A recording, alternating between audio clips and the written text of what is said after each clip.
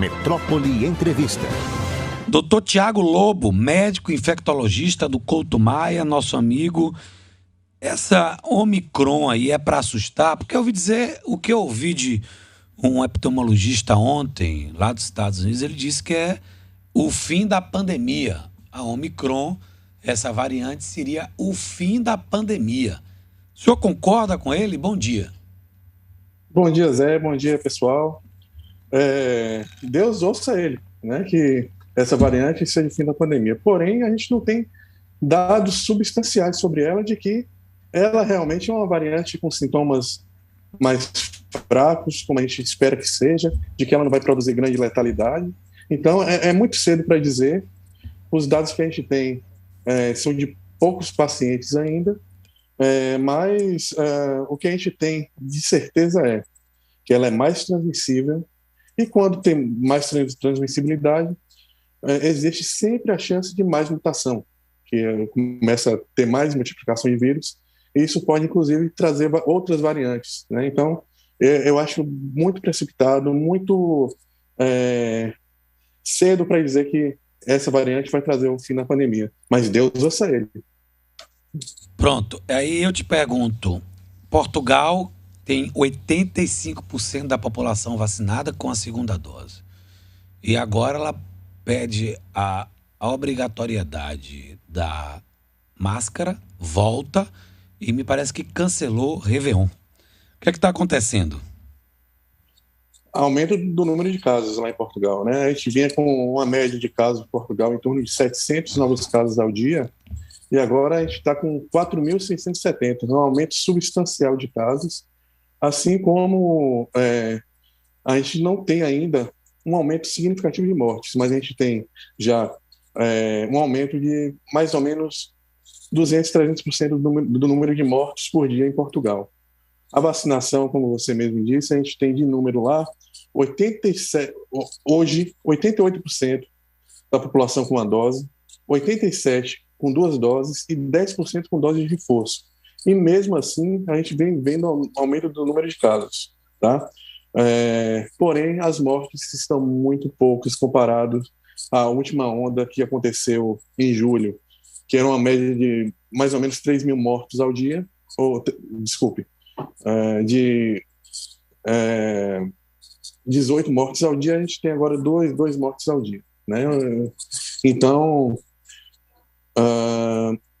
eles estão sendo precavidos em relação a uma nova onda, né? Como a gente vem vendo na Alemanha, na Inglaterra, Hungria, que são países também com Alemanha e Inglaterra com vacinação avançada. Entrou uma ligação aqui, com vacinação avançada, e a gente vem vendo aumento de mortes, tá? Então, é precaução que eles estão tendo nesse momento, diante do aumento do número de casos absolutos por dia lá. Eu lhe pergunto o seguinte, doutor. No Brasil, o presidente disse que não precisa fechar a fronteira. Aí eu estou vendo casos, já me parece que já temos 3 casos em São Paulo e 1 no Rio de Janeiro. O que é que o senhor acha disso? Fechar a fronteira, Zé, nesse momento, para país africano, seria tapar sol com a peneira, né? Visto que a variante já está no Brasil e já está na Europa, né? Então a gente tinha que ou fecha a fronteira geral ou não fecha. O que teria que ter no Brasil é controle de entrada, né, que a gente vê muito rudimentar. Vai fazer um RT-PCR, vai fazer quarentena, não está sendo feito, não está. Em relação a fechar a fronteira, eu acho mais complicado, mas o controle melhor da pessoa que está entrando no Brasil devia ser feito com quarentena e testagem, e isso não tem sendo feito de forma adequada. O senhor acha que essa variante pode ser pior do que a gente viveu, as outras que tivemos aqui? Mais letal ou ela é mais leve? Uma coisa que eu venho estudando bastante é a questão da letalidade Covid, né, com as variantes, tá? A gente tem tanto viés em relação a isso que fica difícil dizer se uma variante mata mais do que outra, de fato. A gente viu que a Delta tem uma variante de letalidade alta.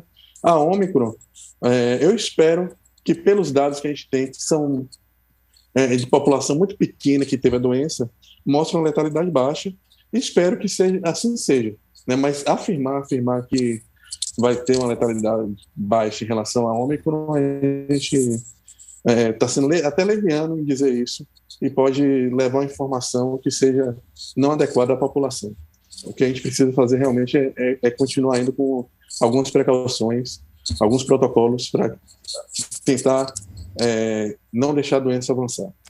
E essa discussão em relação ao Carnaval de Salvador? Vem desemprego, taxa, eu estou vendo aqui que o Camille me passou. Uma morte em Salvador, na Bahia, 11 mortes. Os casos, eles não vão deixar de existir. Como é que o senhor avalia isso aí para o Carnaval? O Carnaval, como até a gente conversou aqui na última entrevista que eu fiz com você, no final de outubro, né, o que eu esperava do Carnaval? O Carnaval de rua, como a gente costuma ver, aquelas grandes aglomerações, é realmente temerário, tá? Mas festas fechadas e controladas com participantes vacinados seria uma solução, né, para um ponto de equilíbrio entre não ter festa e não gerar tanto desemprego, não gerar tantas pessoas sem aquele ganho de carnaval, tá? A gente viu... Tá me ouvindo? Estou lhe ouvindo perfeito. Probleminha lá. Telefone. Tá me ouvindo? Estou lhe ouvindo perfeito. Pronto. Então, eu estava falando sobre as festas controladas. Certo. Né? Acho que o caminho para a gente ter alguma coisa em carnaval nesse momento é ter festa controlada. Tá? Controlada do ponto de vista que é um local fechado, com participação de pessoas vacinadas, completas. Tá? Nesse momento, eu acho que, como a gente começou há um mês e meio atrás, talvez seja a única solução para a gente conseguir ter um evento em Salvador. Agora, as festas de rua com pessoas sem controle nenhum, eu acho que bastante complicado do governo assumir essa responsabilidade nesse momento. E os estádios lotados? Você percebe nas imagens ali, não sei se Puridade tem essas imagens, se a gente tiver aí, Puridade, a gente pode jogar no YouTube nosso aí de cada dia no Metro 1. A imagem mostra estádio lotado, entupido, 30 mil pessoas, Barradão, Arena Fonte Nova, o Brasil inteiro. E ali, doutor, me parece que não tem controle algum. Aí, olha essa imagem aí. O senhor acredita que essa imagem aí tem controle aí na arena? Qual é o controle que tem? Qual é o controle sanitário que temos aí? Qual a sua avaliação em cima disso, hein, doutor? O único controle que tem, que é controle de vacinados aí. Porém, existe uma aglomeração muito grande que pode realmente ser prejudicial ao que a gente deseja, que é manter o controle. Nesse momento, como você falou, os números da Bahia são muito positivos. A gente tem... Ontem a gente teve 590 casos, né, registrados, e com apenas uma morte, né? E com a média dos últimos 7 dias de 9 mortes no estado. Tá? A gente precisa focar nesse momento em manter esses números. Tá? A gente tem uma coisa que eu observei, Zé, só para contextualizar a questão do carnaval em relação ao estádio de futebol nesse momento, a gente precisa ver o comportamento das ondas de Covid no mundo. Eu tinha falado até aqui há um mês e meio atrás que talvez no final de novembro a gente tivesse um aumento do número de casos. A gente teve um aumento bem discreto agora, tá? Porém, quando a gente vê, por exemplo, a Alemanha, né, que está lá também com mais de 70% de vacinados, 11% com dose de reforço, a gente vê que o comportamento da onda de Covid, ela respeita mais ou menos 4 a 5 ou até 6 meses entre uma onda e outra. Tá? Isso mostra a importância também da imunidade natural no meio do processo de Covid. né? E a vacina atuando nesse contexto, não como um bloqueador, talvez, de transmissão e de caso, mas também um bloqueador de caso grave e morte, né? Então, se a gente seguir Alemanha, Hungria, Inglaterra, o espaçamento entre uma onda e outra tem variado mais ou menos nesse contexto de 4 a 5 meses. Se a gente pegar a Bahia, o último, quando a gente termina a última onda, deixa eu só pegar aqui para dar o dado certinho, a última onda a gente termina mais ou menos no final de agosto, né? Uma onda forte de casos. Ixi. Aqui, mais ou menos 23 de agosto. Eu estou vendo o gráfico aqui. Agosto, setembro, outubro, novembro, dezembro, janeiro, fevereiro. A gente estaria com um provável aumento de nova onda estourada, mais ou menos entre meados de janeiro e final de fevereiro, muito próximo ao carnaval. Por isso que as autoridades estão olhando para esse momento como um momento chave, talvez, de controle desse novo surto que pode acontecer, dessa nova onda, né? Então, esse comportamento de ondas, eu observei em vários países, eu estudei recentemente vários gráficos de vários países que estão com pico agora, e tem obedecido 4, 5, 6 meses, até 6 meses entre um pico e outro. Então, é esperado que o Brasil tenha, Bahia, vamos falar em Bahia, o Brasil é muito grande, né? Dentro do último pico que a gente teve com a queda, para a subida e estabelecendo um novo pico, mais ou menos entre final de janeiro e fevereiro. Tá? Então, as precauções têm que ser mantidas. E o carnaval tem que ser controlado. Não muda nada. Camille Martinho, vamos lá, Camille. Olá, bom dia, doutor Tiago, como vai? Bom dia, Camille. Bom, a gente tem observado que médicos infectologistas e alguns especialistas têm falado sobre a transmissibilidade dessa nova variante, né? Inclusive, pelo menos uma percepção minha na prática, assim, quando a gente teve o primeiro caso da variante Delta, por exemplo, fora, enfim, no mundo, né? Demorou um tempo para ela chegar aqui, cerca de 2, alguns meses. Com a Ômicron foi totalmente diferente, ela chegou aqui em cerca de 1 semana, alguns dias. Então, será que a gente não pode ter uma antecipação desse novo surto? E será que existe essa informação já de que a nossa vacinação... Bom, estamos avançados na vacinação, né? Claro que ainda tem muito que caminhar, mas a gente consegue frear esse surto, esse possível surto? É como eu falei com o Zé aqui agora. O que eu tenho visto, o que tem freado surtos, né, que a gente faz o pico e o vale, né, e depois sobe de novo para o pico, é o espaço entre o pico realmente. A gente tem um pico em agosto, a gente vai ter um vale que dura 3 meses, depois sobe o número de casos e vai ter um novo pico 5, 6 meses depois, tá? Que pode durar 2, 3 meses e aí desce. Isso é em relação a número de casos novos, isso não é em relação a óbitos, tá? Então, a gente vê que a imunidade natural, que gera uma imunidade de rebanho protetora contra casos novos, tá? A vacina, ela é extremamente importante e fundamental para que a gente não tenha mortes como a gente teve há alguns meses atrás, tá? Mas novos casos, praticamente... É improvável que a gente não vai ter um novo surto aqui, né? Eu quero muito que daqui a 3 meses Zé Eduardo chega aqui para mim, você estava errado, não teve novo surto. Mas o que a gente vem vendo no mundo que está com um surto antes da gente, com vacinação mais avançada antes da gente, acontecendo deve chegar nesse intervalo de tempo entre um pico e outro. Então, a gente deve estar preparados para esse novo pico que deve acontecer mais ou menos em fevereiro.